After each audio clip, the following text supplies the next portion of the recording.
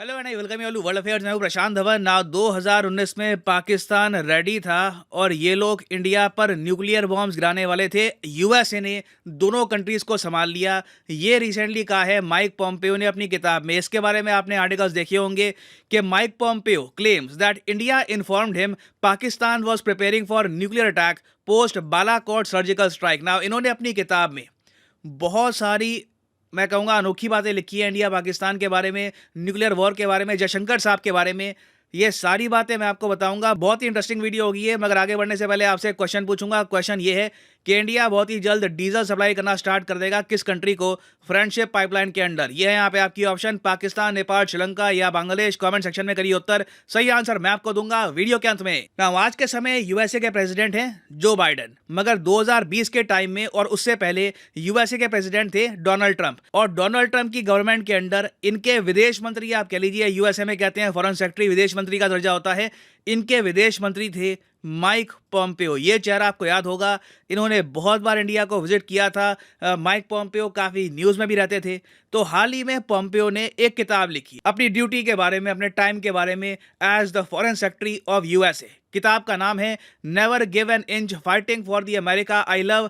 अभी तक ये किताब इंडिया में अवेलेबल है नहीं, मगर इसके जो एक्सट्रैक्ट्स हैं वो हमको बताते हैं कि इन्होंने इंडिया के बारे में बहुत बार बातचीत करी है इस पूरी किताब में। ना पहली बात तो देखिए, इन्होंने अपनी किताब में मेंशन किया सुषमा स्वराज जी को, इंडिया की फॉर्मर विदेश मंत्री। अब इनके बारे में ये लिखते हैं कि सुषमा स्वराज जी को फॉरेन पॉलिसी के बारे में इतनी जानकारी थी नहीं माइक पॉम्पेयो के हिसाब से। और इन्होंने ये कहा कि अपने पूरे टेन्योर में इन्होंने सुषमा स्वराज जी के साथ कभी फॉरेन पॉलिसी को लेकर ज़रा बातचीत करी नहीं। मेन इनकी बातचीत होती थी national security adviser Ajit Doval के साथ। और आगे इन्होंने देखिए सुषमा स्वराज जी के लिए दो शब्द इस्तेमाल किए हैं, एक है गूफबॉल, दूसरा हार्टलैंड पॉलिटिकल हैक। गूफबॉल एक ऐसा इंसान होता है जिसको पता नहीं होता कि वो क्या कर रहा है और वो काफ़ी गलतियां करता है। और हार्टलैंड पॉलिटिकल हैक मतलब कि एक ऐसा पॉलिटिशियन जिसने पॉलिटिक्स में काफ़ी महारत हासिल कर रखी थी और उसके बेसिस पर वो बन गया एक मिनिस्टर।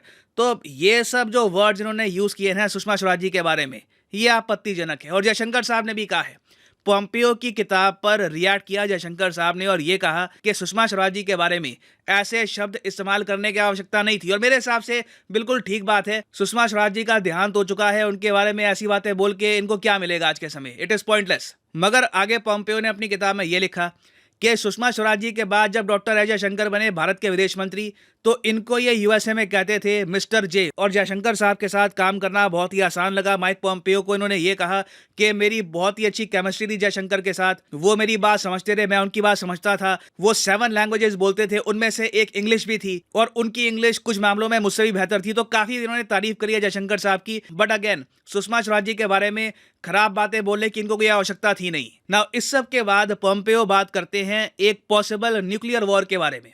ये कहते हैं कि फरवरी 2019 में जब भारत ने बालाकोट में बॉम्बिंग करी, अब ये बात ये एक्सेप्ट करते हैं अपनी किताब कि भारत ने बालाकोट में बॉम्बिंग करी, पाकिस्तान के आतंकवादी मारे, उसके बाद पाकिस्तान तैयार हो गया था न्यूक्लियर अटैक करने के लिए। ये बात बताई इनको जयशंकर साहब ने। इन्होंने ये कहा किताब में कि मुझे रात को फ़ोन कॉल आता है डॉक्टर जयशंकर का। ये कहते हैं कि मेरे हिसाब से पाकिस्तान अपने न्यूक्लियर वेपन्स रेडी कर रहा है, हमने पाकिस्तान की बॉम्बिंग करी है, तो इसके रिस्पॉन्स में ये लोग अपने मिसाइल रेडी कर रहे हैं। हम चाहते हैं कि आप पाकिस्तान को बता दें कि अगर वो अपने मिसाइल लॉन्च करेंगे तो हमारी तरफ से भी न्यूक्लियर स्ट्राइक्स लॉन्च हो जाएंगे। अब पॉम्पेयो ने जैसी ये बात सुनी, इन्होंने अपनी किताब में लिखी है बात, पॉम्पेयो ने जैसे ये बात सुनी वो बिल्कुल उड़ गए। इन्होंने सीधा फ़ोन किया उस वक्त के यूएसए के national security adviser John Bolton को। जॉन बोल्टन और पॉम्पेयो ने आपस में बातचीत करी और ये डिसाइड किया पाकिस्तान से बात करनी पड़ेगी, सिचुएशन काम करने का समय है।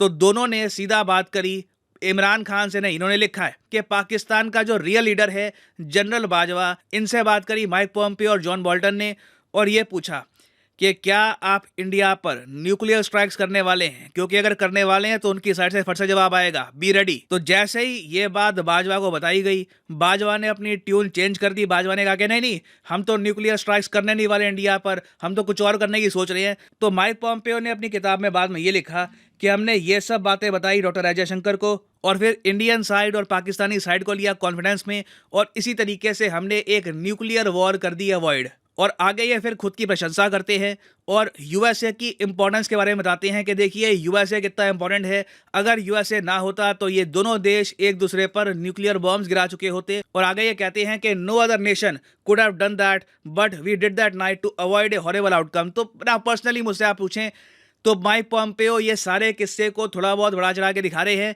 पाकिस्तान को अच्छे से पता था कि बालाकोट के बाद अगर इन्होंने इंडिया पर न्यूक्लियर स्ट्राइक करने का सोचा भी तो उसके जवाब में इंडिया क्या कर देगा। तो पर्सनली मैं नहीं मानता कि जयशंकर साहब ने इतनी ज़्यादा चिंताजनक टोन से बात करी होगी माइक पॉम्पेओ से। बस डिस्कशन हुआ होगा कि पाकिस्तान की साइड से कुछ एक्शन होता है तो हम भी जवाब देंगे। वो हो सकता है कि यूएसए ने कहीं ना कहीं दोनों साइड्स को कहा हो कि ज़्यादा इसके बाद कुछ मत कर देना, वॉर मत स्टार्ट कर देना। बट मुझे लगता नहीं है कि न्यूक्लियर स्ट्राइक्स का डर इतना ज़्यादा था। इस पर्टिकुलर केस में माइक पॉम्पेओ डेफिनेटली अपनी इंपॉर्टेंस, यूएसए की इंपॉर्टेंस ज़्यादा बड़ा चला के दिखा रहे हैं। और आगे माइक पॉम्पेओ ने यह भी कहा है कि डोनाल्ड ट्रंप का ये मानना था कि चाइना को अगर काउंटर करना है तो उसका मेन आंसर है इंडिया। इंडिया के साथ हमको अपने रिलेशंस इंप्रूव करने होंगे। और इन्होंने कहा कि इन्होंने अपने टेन्योर में, माइक पॉम्पेओ ने अपनी टेन्योर में पूरी कोशिश करी कि डिप्लोमेटिकली ये चाइनीज़ अग्रेशन को काउंटर करे और साथ ही साथ इंडिया को अपना नेक्स्ट ग्रेट अमेरिकन एलाई बनाए। अगेन मैं यहाँ पे आपको कहूँगा, इंडिया में हम लोग एलाई वर्ड इस्तेमाल नहीं करते। एलाई होता है पक्का मित्र, के मतलब आप हमारे मित्र, उसके खिलाफ।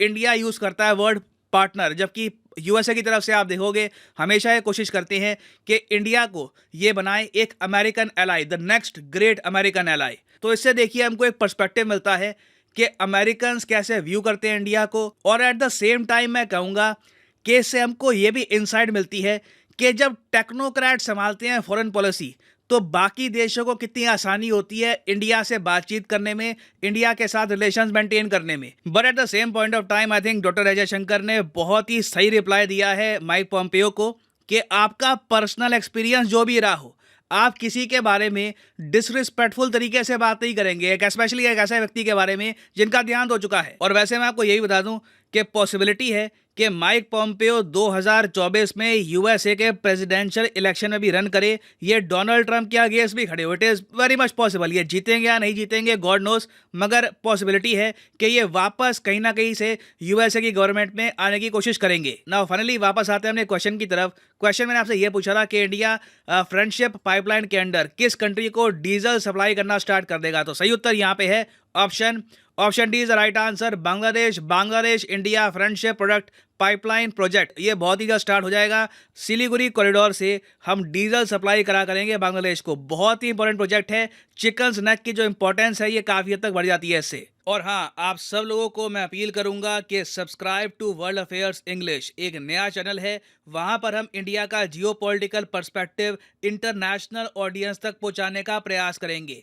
ऑलरेडी 2.5 लाख सब्सक्राइबर्स वहाँ पे ऐड हो चुके हैं। मैंने 3 वीडियोस भी करी है अपलोड, शॉर्ट्स भी अपलोड कर रहा हूँ। धीरे धीरे वहाँ पे और वीडियोस आएंगी। तो कमेंट सेक्शन में जाओ, यहाँ पे आपको इस चैनल का लिंक मिल जाएगा। It is obviously free of cost, बस आपको सब्सक्राइब करना है। यहाँ पर मैंने रिसेंटली ही यहाँ पर एक वीडियो डाली है कि किस तरीके से इंडिया ने दुनिया को दिखाया है कि चाइना को आप जियोपॉलिटिकल चेस में हरा सकते हैं। वीडियोस इंग्लिश में होगी विद ग्रेट ग्राफिक्स।